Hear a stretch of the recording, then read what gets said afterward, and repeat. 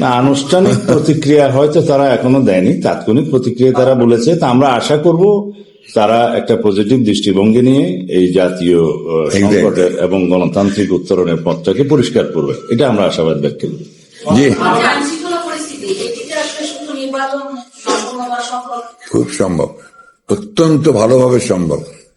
আপনার 3 মাসে আপনার 91-তে আপনার নির্বাচন হয়েছে, তখন একটা ছাত্র গণ অভ্যুত্থানের পরে সে নির্বাচন হয়েছিল। পরবর্তী সমস্ত নির্বাচনগুলো আপনারা লক্ষ্য করেছেন 3 মাসের মধ্যে সম্ভব হয়েছে, এবং এটা এখন আরো বেশি করে সম্ভব যে জনগণ এই নির্বাচনটা চায়।